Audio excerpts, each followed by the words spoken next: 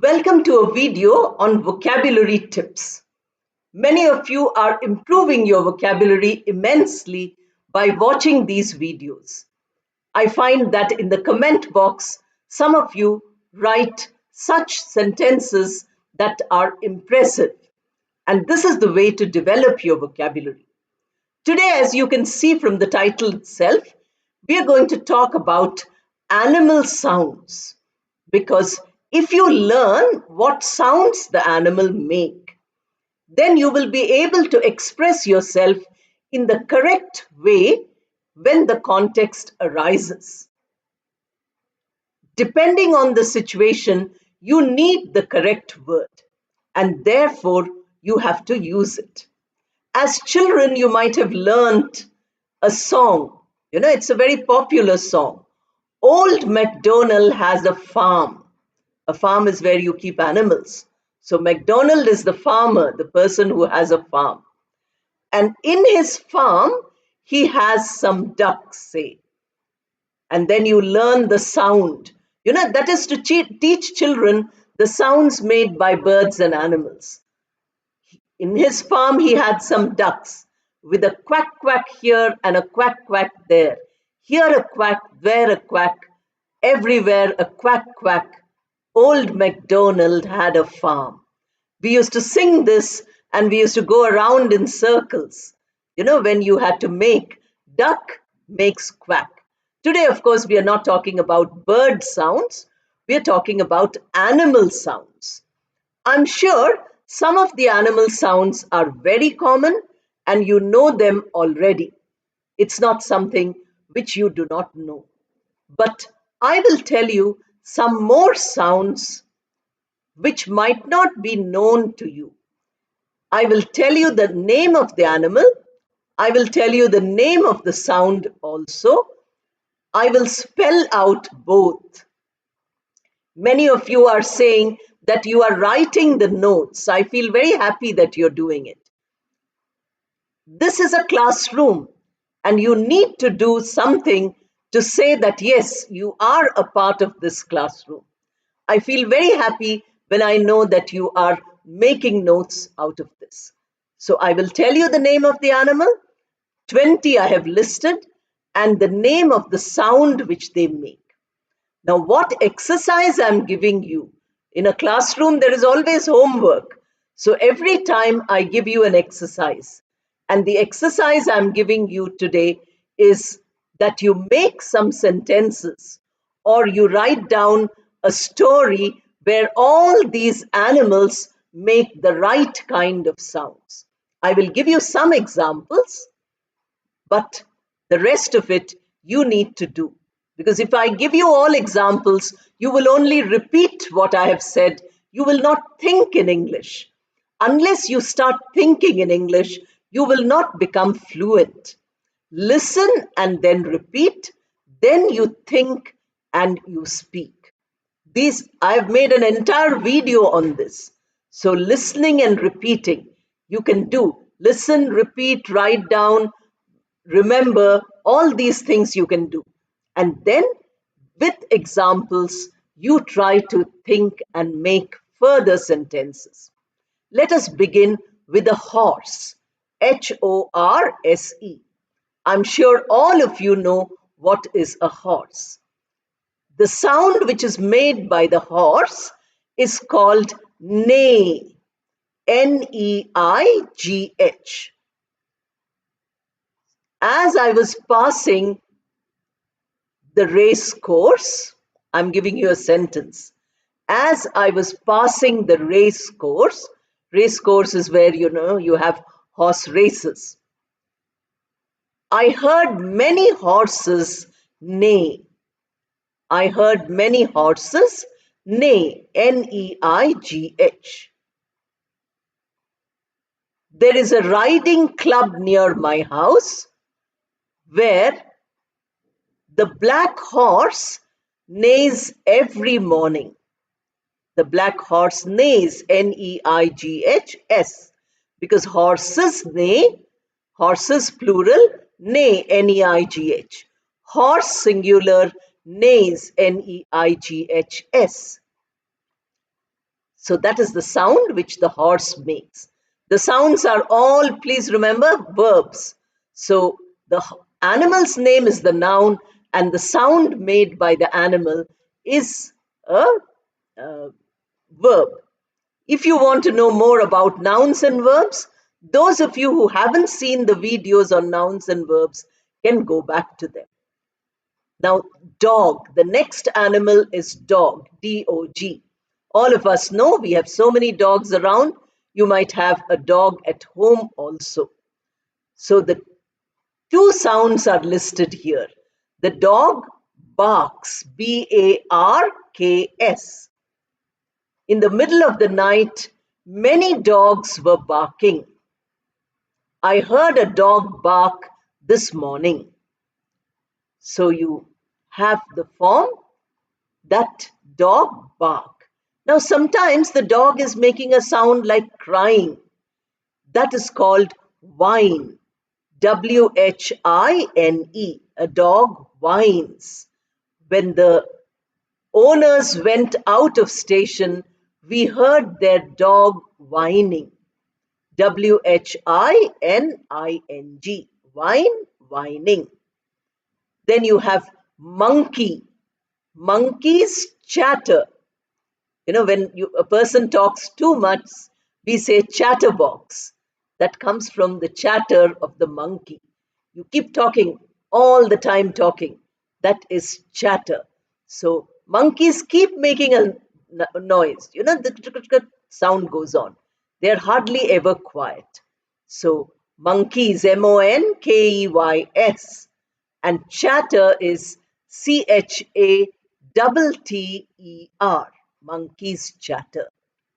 Now, all varieties of monkeys, you have a gorilla, you have a baboon, etc. All of them together, the species are called apes. A-P-E.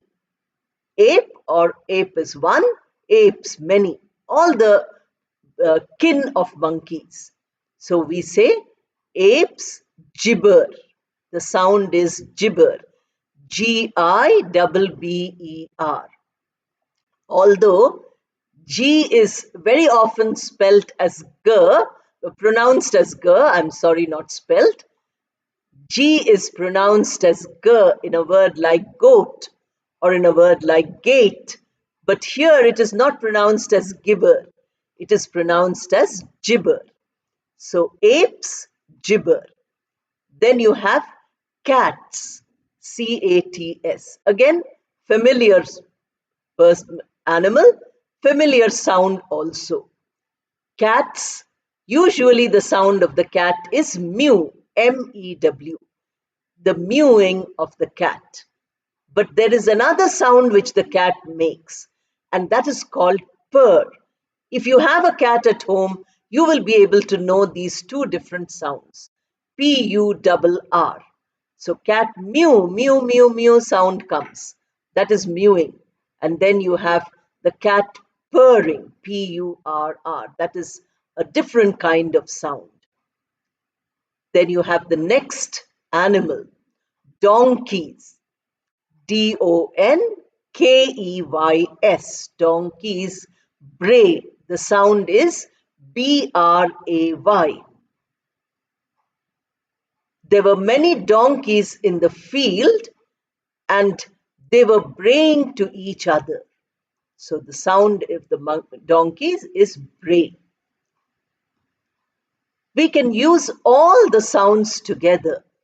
When I was passing the zoo, I heard the horse neigh. I heard the monkeys chatter. I heard some apes gibbering. And there were some donkeys, wild donkeys, braying. All these animals you found in the zoo. Further, when we go down the list of animals, you will find many more of them. So you look at all the animals and their sounds. Then you realize that these sounds are important for us when we need to use them. The next animal is lion. Lion, L-I-O-N. Lions roar. The sound is R-O-A-R. If you pass through the forests, you will hear some lions roaring. Or we heard a lion roar when we went on a safari, but we could not see the lion. We just heard the roar. We could not see the lion. Then you have wolves. This word is wolf, WOLF. The plural is wolves, WOLVES. Till now, whatever we had was only S. Horse, horses. Dog, dogs. Monkey, monkeys. Just adding S. Cat, cats. Ape, apes. Donkey, donkeys. Lion, lions. So we made the plural by adding only an S. Now we are making a change. Please note. WOLF, wolf, one. More than one, two or three or five or 10 wolves. WOLVES. This is a rule of pronoun that, F ending sounds very often take VES. You have knife, KNIFE, something we use for cutting. Plural of knife, if you have two or three, then it becomes knives, VES. F goes and V comes. So it's like that, wolves. The sound is howl, HOWL. So wolves howl. We were living in a circuit house. There was a huge land behind, and we heard some wolves howling as soon as it was dark. So alone, no houses around it, only empty land where the wolves were howling, or we heard the wolves howl. Then you have pig, the next animal, pigs, PIGS, and the sound is grunt, GRUNT. Now, why are these words important? Please remember that when we make a sound, when human beings make a sound, very often we describe it like this. Why am I giving you this vocabulary lesson?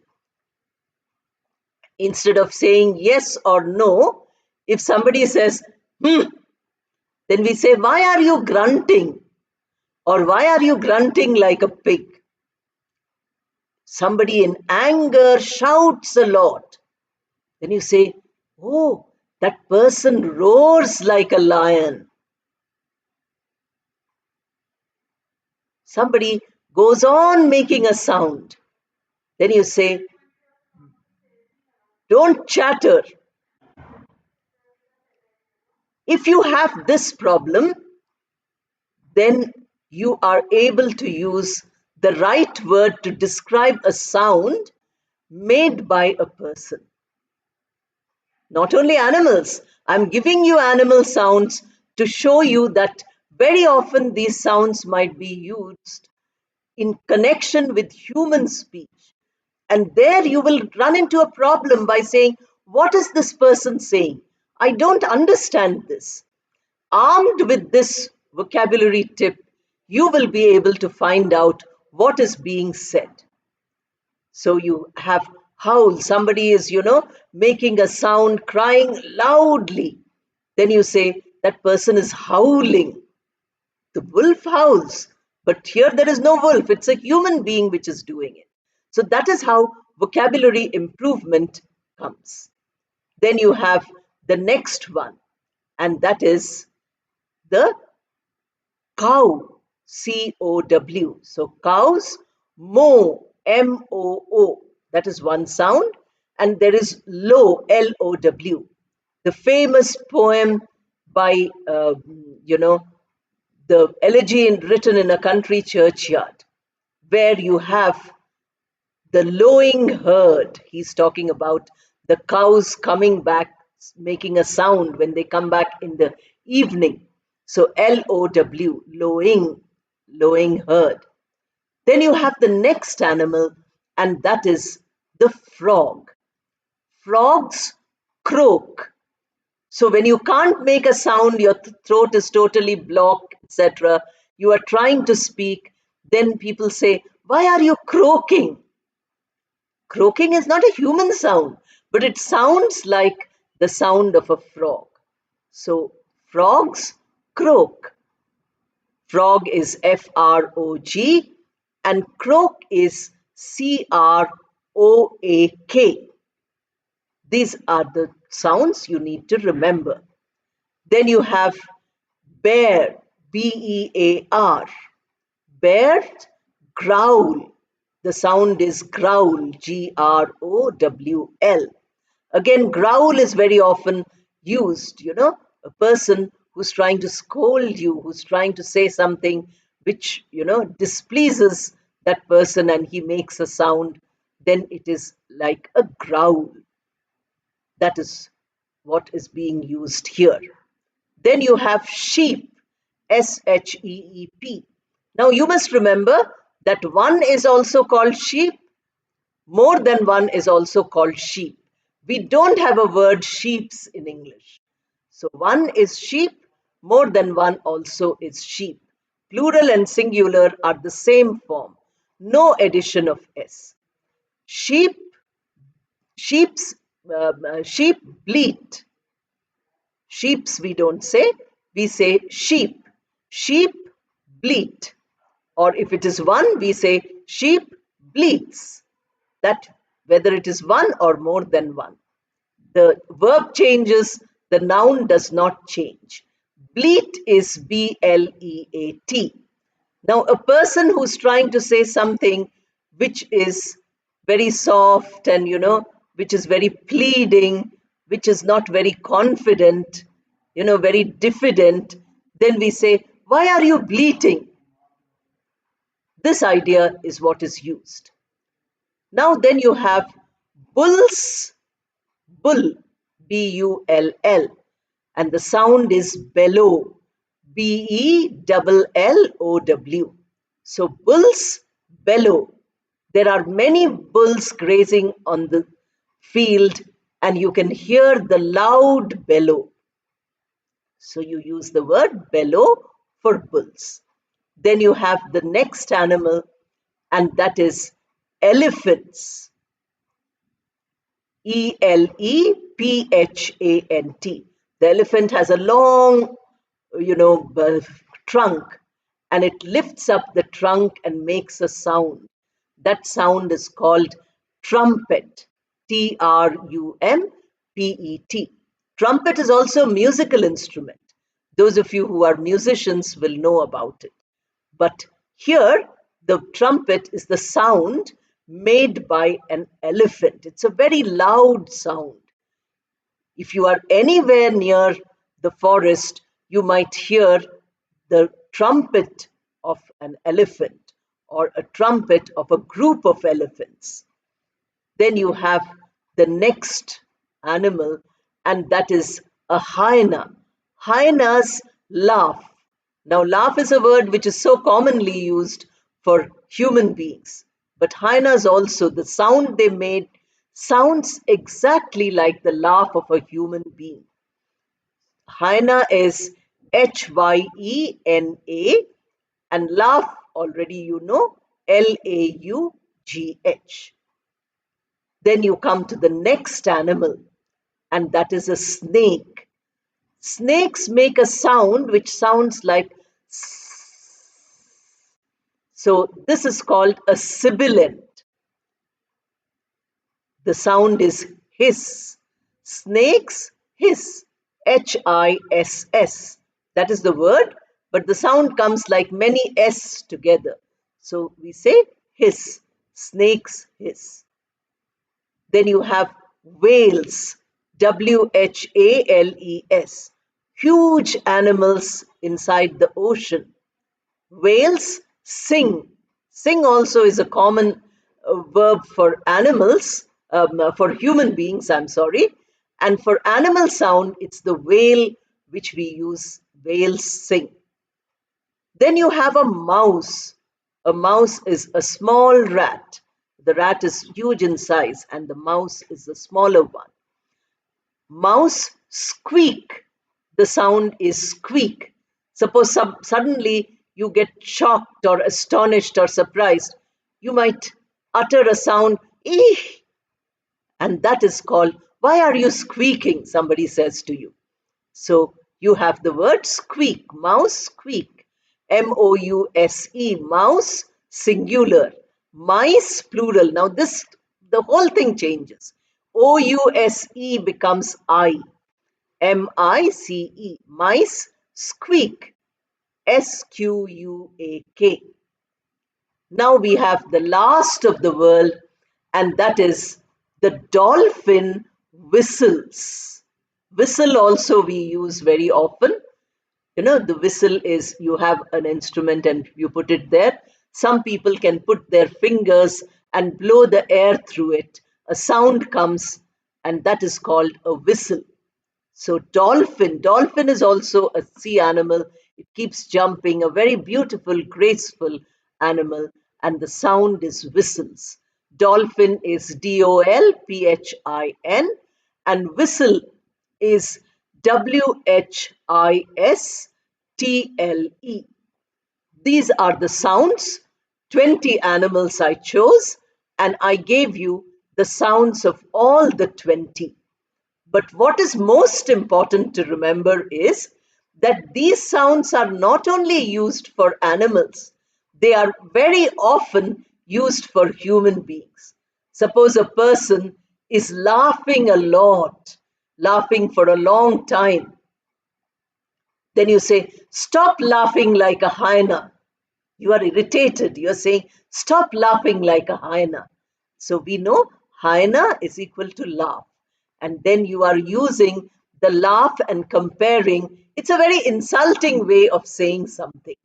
So whenever you're using these animal terms, you might have an extra meaning. You might, it is not the same level meaning as we have been doing in many of the videos. Many of you wanted a video which gave you higher vocabulary, advanced vocabulary, a vocabulary which takes you a level above your English. Therefore, I have given you this vocabulary, which you might have learned some of these words already in your school or college English, but you might be using them without knowing that they are the sounds made by animals. So you can put it as a sound made by animal, and then you can also use it when you hear the animal sound, or you can use it when you are, talking about a human sound where you want to compare that human sound to an animal sound. You can say that the person was so happy, he was purring like a satisfied cat. So you are using the word purr, Purr, and that is the sound made by a cat. In this way, you can go on using the terms, using these words which I have given you to make many sentences. And that is your exercise today, that you use these words in sentences, not only using them with the animal which it has, but trying to describe a human sound which is, compared to this sound. When you read or when you listen, if you come across these sounds, you stop and see, how is this sound used in the case of a human person? Or is it being used for an animal? If you do all this, then your vocabulary improves. If you just listen to a video on vocabulary and not practice, it is of no use. You need to practice. But when you practice, you must remember that the animal sounds don't apply only to animals. I'm repeating this again and again because many people feel they are only animal sounds for animals. But that is not. I told you, when somebody is talking too much, you say they are chattering like monkeys.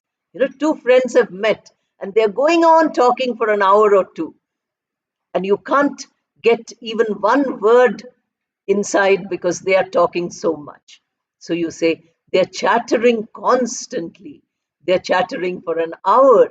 In this way, when you express yourself, you find that you are using these same words, but you're using it in a context which is a human context. So please try them. Please do the exercises. Watch the videos, share and comment and like and subscribe, do all those things. But please improve your English. Within a few months, I want you all to improve, and then you can recommend the channel to others and stop watching the videos because by then you have become perfect. But first, please become perfect. I find that many people who are teaching English these days are not speaking or writing correct English. It is sad that we are teaching a future generation, but if we make mistakes, we teach those mistakes to others. So please don't do that.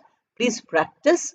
And if you have learned something wrong, try to correct it and become better. Thank you and all the best.